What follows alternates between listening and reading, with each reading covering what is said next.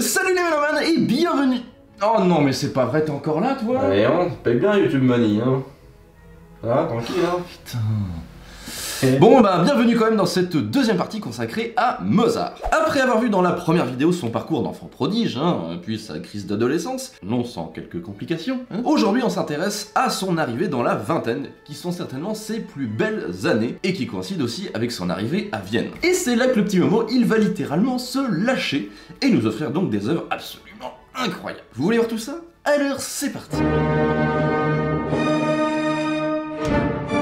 Et le premier morceau que je voulais vous partager, c'est un aria issu d'un opéra qui, je pense, ne vous dit pas grand-chose. Ça y est, monsieur refait son élitiste encore une fois. Oui, voilà, y a que moi qui connais l'opéra. Non, j'allais juste dire que si l'opéra n'est pas très connu du grand public, c'est qu'il est inachevé en fait.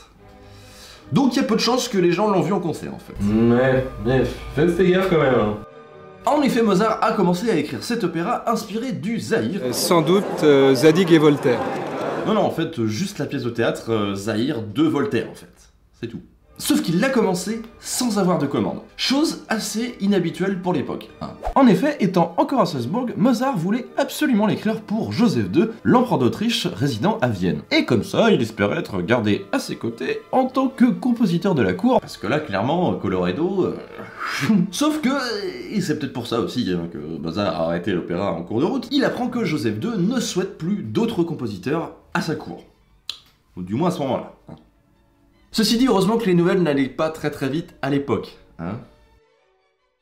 Parce qu'on a quand même eu le droit à 2 petits actes, et dedans, à un petit bijou.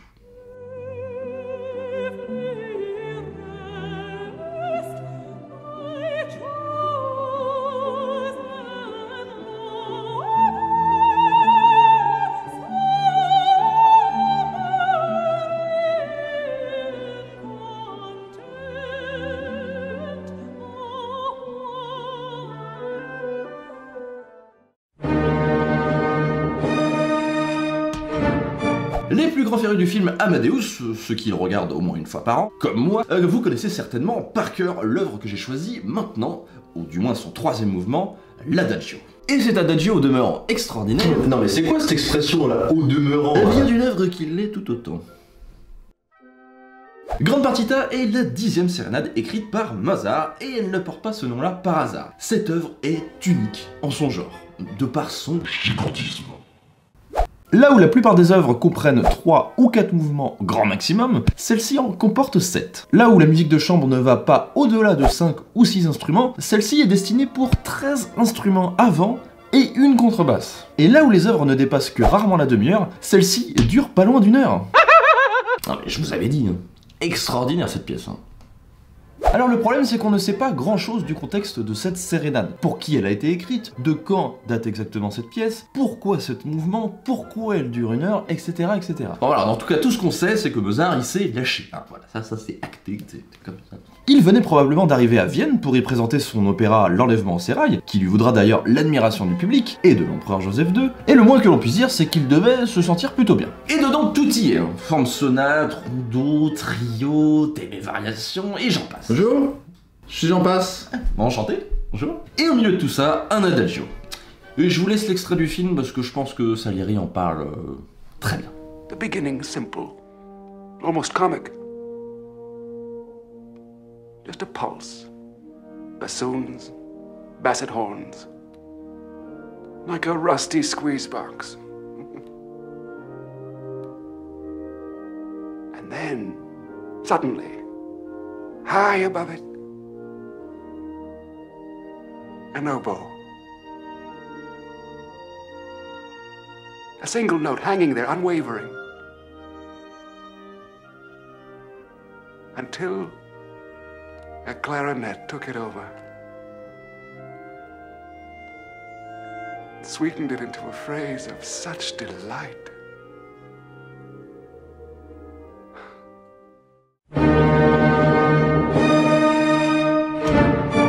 Petite œuvre complètement isolée dévoiler tout. Cette fantaisie en ré mineur, écrite en 1782 et dont nous n'avons aujourd'hui qu'un fragment. Alors bon, c'est un fragment de 6 minutes, hein, donc ça va. Mais c'est là où Mozart va commencer, et on le reverra par la suite, à sentir le besoin de s'exprimer. Il utilisera pour le coup le piano, qui sera son instrument favori pour ça, et utilisera les formes musicales les plus libres possibles, comme c'est le cas de la fantaisie justement.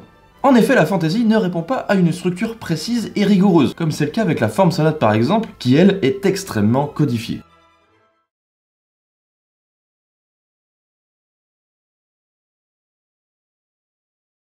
Non, Mozart, lui, il a besoin de liberté, il a besoin de gambader dans les espaces. Non, juste liberté, c'est bien aussi. Et c'est finalement avec cette pièce qu'il débute une sorte de journal intime où il peut exprimer ses émotions les plus personnelles et les plus intimes. Le classicisme est un art de la représentation avant tout, où il n'est pas question, comme ce fut le cas avec la période romantique qui a suivi d'ailleurs, d'un art où on se dévoile, d'un art où j'arrive, oui bonjour, moi je suis artiste, je vais parler de mes émotions et je vais vous parler de moi. Voilà. Alors que le classicisme... L'art classique est très distant vis-à-vis de ça. On représente des émotions, certes, mais celles des autres avant tout. Comme l'art du théâtre par exemple, où on parle de dieux mythologiques, et pour le coup, très rarement de soi-même. Et Mozart, lui, il en a des choses à dire. Beaucoup de choses à dire. Sauf qu'il va pas pouvoir les exprimer avec des mots. C'est la musique qui va s'en charger. Oh putain, c'est beau ça, mes notes. Je ne peux pas écrire, humain. Et donc, cette fantaisie, qui est d'une tristesse, putain. Je comprends pas pourquoi, parce que Mozart... Genre tout allait bien en plus à cette époque-là. Et on a ça.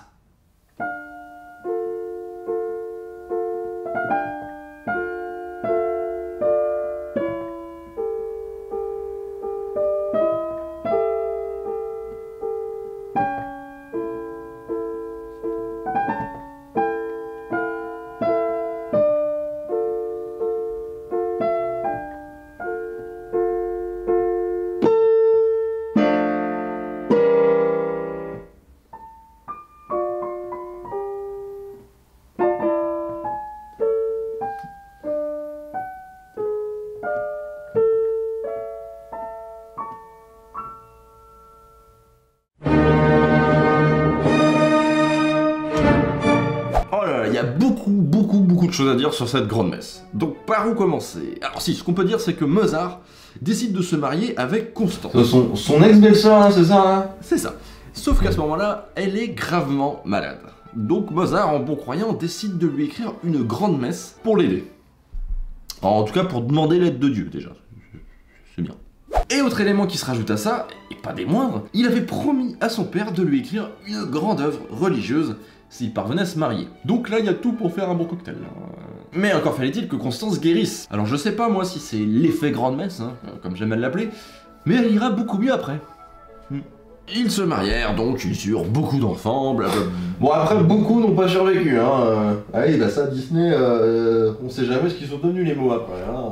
Bref, cette grande messe est un chef-d'œuvre en tout point. Et elle est surtout le témoin de l'énorme influence qu'ont eu deux compositeurs sur Mozart, à savoir Bach et Handel. Je vous renvoie vers mon 3e épisode de Versus si vous voulez en savoir davantage sur les styles de ces deux compositeurs d'ailleurs. Une petite pub quand même, ça c'est fait. Alors nous on les connaît bien maintenant, sauf que faut bien vous imaginer qu'à l'époque de Mozart, la musique contrapuntique de Bach et d'Handel était tombée littéralement dans l'oubli, passée de mode complet. C'est comme la musique de Lady Gaga aujourd'hui quoi.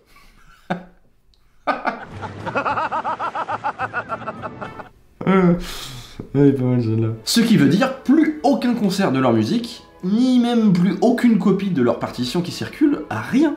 Y'avait rien, y'avait pas un crochet pour une mobilette, rien. La zone.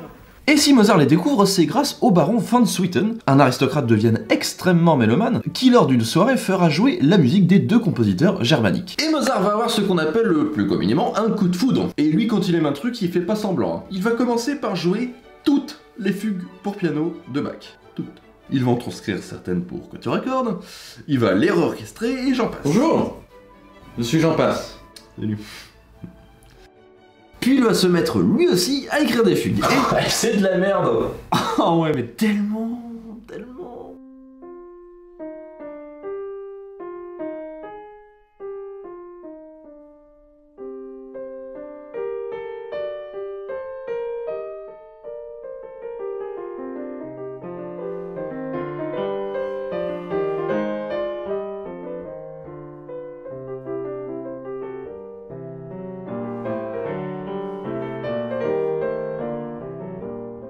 Alors Mozart ne fait pas non plus à chaque fois exception à la règle, hein, sinon c'est un peu trop facile. Hein.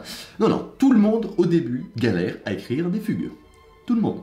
Donc après, une fois que tu saisis le truc, bon, ça vient tout seul. Hein. Sauf que Mozart, quand il comprend un truc, alors c'est pas la petite copie 12 sur 20 là, que tu peux rendre comme ça, là, tranquille. Non, lui c'est direct 20 sur 20. Direct. L'excellence, quoi. Alors, non seulement les préludes et fugues qu'il écrit s'améliorent, mais il va petit à petit intégrer dans sa propre musique ce langage contrapuntique, justement. Eh mais c'est peut-être lui l'élu. Comment ça?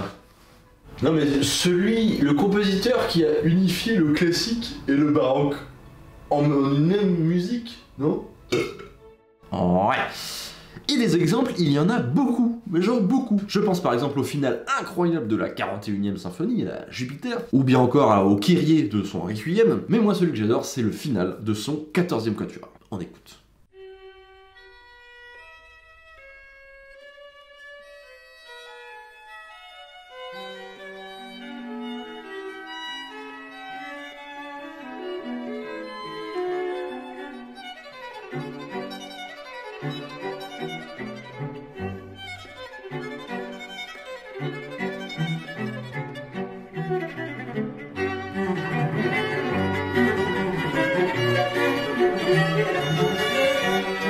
Et pour ce qui est de la messe en ut mineur, je pense notamment à l'avant-dernier mouvement, le Sanctus, avec cette fugue incroyable autour du mot Hosanna.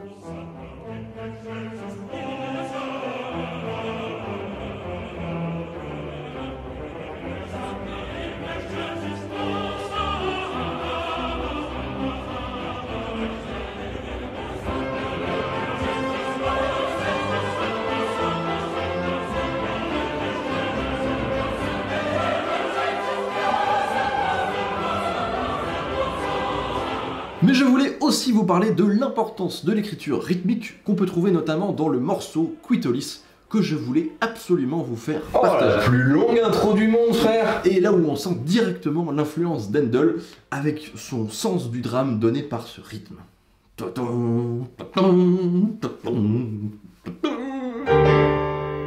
vie qui rentre.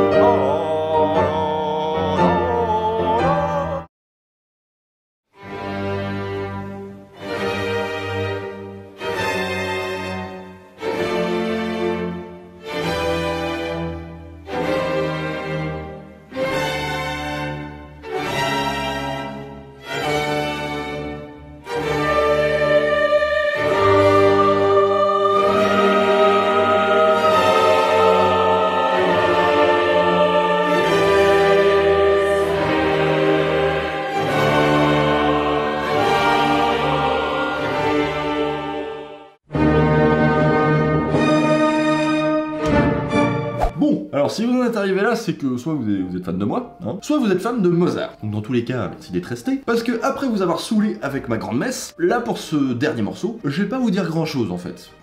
Ouais. Parce que si j'ai décidé de choisir ce 22e concerto pour piano, c'est que c'est mon préféré en fait. Tout simplement. D'ailleurs n'hésitez pas à me dire lequel vous préférez en commentaire. Parce que franchement, il y en a pour tous les goûts. Entre le 9e concerto dit le jeune homme, le 20e concerto et son caractère très dramatique, proche du Don Giovanni, d'ailleurs les deux ont la même tonalité, hein, ré mineur, le 21e concerto où il y a pléthore de tubes, le 23e avec son mouvement lent ultra mélancolique, le 26e avec son couronnement, enfin, et franchement, c'est difficile de choisir. Alors là, j'avoue... Mais moi en tout cas j'aime ce 22e concerto pour piano parce que c'est composé justement à une époque où tout allait bien pour Mozart. Bon, on en parlait tout à l'heure avec la fantaisie. Là pour le coup ça n'a rien à voir. Hein. Là on se ressent vachement bien le côté joyeux de Mozart. Là y a pas de souci.